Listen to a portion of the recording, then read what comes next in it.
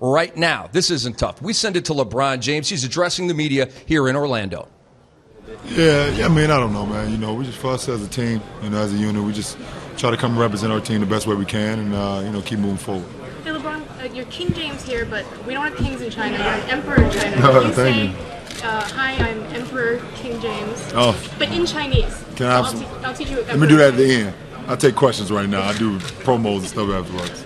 LeBron, why do you think you've never chosen to do the dunk contest? It's just not me. I'm not a dunk contest type of guy. I'm an in-game dunker. You know, I kind of improvise during the game, but I don't know. I'm not all for the scoreboards and all that stuff. What if it was $1 million? Take off everybody, you know, one winner take off. Then I'll reconsider it. Wouldn't you? What about KG and Tim Duncan's out here, and are you feeling like you know, generation changing?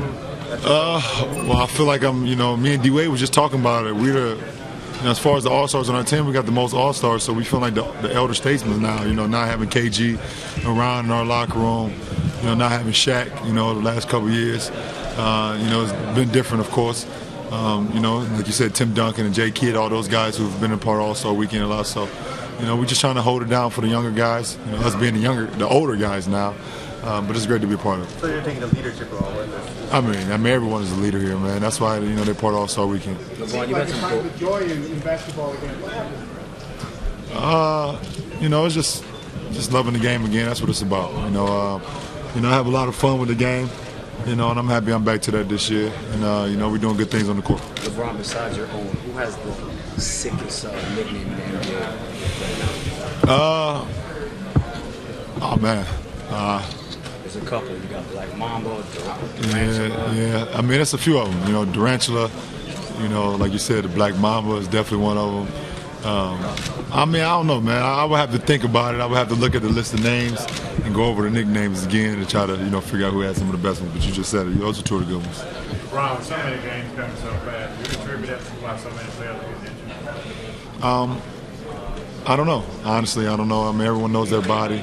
Everyone has their own method of how they take care of their body. I'm not sure if it's because all the games coming fast but injuries happen every year.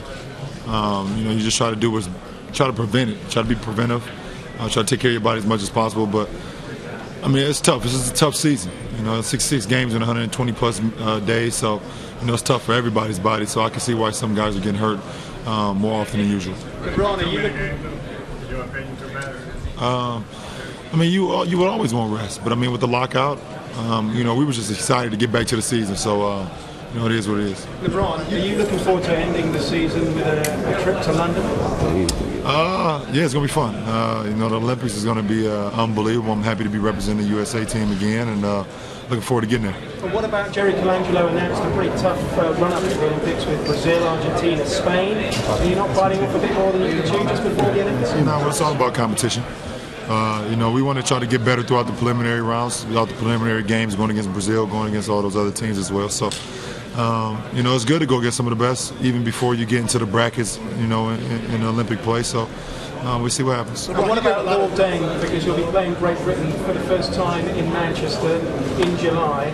Tell us a little bit about that, because the Brits will be very pleased to see you up against Deng on court in England. Oh, well, Lord's a great player, man. He's the first-time All-Star here, and I've got an opportunity to go against him a few times in the playoffs, in our playoffs in the NBA. So, you know, he's a great player, and you know, they have a great guy, not just as a basketball player, but as a person, to be able to represent their country. LeBron, you gave a lot of Twitter support to LaMarcus Aldridge. What do you think about his game as first overall last off? You know, first of all, I think he should have been an All-Star. You know, what he does, you know, out there in Portland is great. You know, with the circumstances they've been through, you know, with the injuries they've been through, he's always kind of been that staple. You know, I know it's been tough because you have Dirk, and you have Tim Duncan, and you have those guys out west. You know, you have Melo in the past as well, you know, being a forward. You know, but, I mean, LA is definitely a great player. He's a big-time post guy, big-time shooter. And he's part of the reason why they're, you know, a really good team. LeBron, two huge events in town this weekend. You got the Daytona 500 right down the road. Are you a NASCAR fan? Would you get behind the wheel of a car going 200 miles an hour? Nah, I am a NASCAR fan, but I am absolutely not getting behind the wheel of a car that's going 200 plus miles per hour, especially around other cars that's going that fast too. But I wish all those drivers the best. What about Danica? I seen a nasty crash that happened. I wish her the best though. She's breaking barriers for what she's doing. First of all, just as a female driver, but just as a driver period, she wants to win, and wish her the best. Do you have a preferred matchup come playoff time? No, it doesn't matter. For us as a team, we're going to prepare for whoever we play, and we look forward to it. What do you see coming out of Heat? Whatever team stays healthy. It's all about health and who's playing well and knocking on all cylinders at that time. So, for us, we're going to try to do our best to get back to the Eastern Conference Finals and hopefully go on to the finals as well. But only time will tell. Are you scared of peaking too fast? Play at a very high level right now. Nah. We just got to play our game. We can't let off the brake right now because we're playing good ball. But we also can't worry about peaking out too fast. We're a team that want to continue to get better. We want a team that want to dominate every night. So that's the way we play. LeBron, easier to enjoy this weekend when you're playing the way that you have been playing the past 2-3 weeks of season? Yeah, absolutely. It allows you to just with a clear mind. If you go into the All-Star weekend not playing as well as a team, you get caught up in thinking what ways you can get better, and things you can do better, and why are you not playing well? What's going on with your individual playing as a team? And it could kind of put a damper on All-Star weekend. So the fact that we're playing well, it allows me to put a hold on our season, even though we're playing extremely well, and just worry about why I'm here and be excited about why I'm here and all the fans and everybody. Have guys made comments to you already about the way you're playing? Other guys that are on your team, you guys just get away from that? No. We're here. I think people are taking a notice of how we're playing ball. It's other great teams playing ball as well. The Knicks is playing good ball. Even with last night's loss, they're playing good ball. Oklahoma City is playing great ball. They've won, I think, 11 or 13 straight home games. Chicago continues to play great ball as well. And, San Antonio as well. I'm not going to act like San Antonio's not flying under my radar. I watch all the games. So, it's a lot of teams playing great ball, and it's good coming into the All-Star weekend when you're doing it. How was your second year in Miami different? It's comfortable. It's comfortable, and as a team, more camaraderie, more cohesiveness, and I feel good every time I go out on the court, knowing what to expect every night. Do you feel there's less pressure on you personally? Nah. I think I hold pressure on myself every night. I'm not sure, as far as with the media, but I just try to go out and play my game, try to be the best every night I go on the court.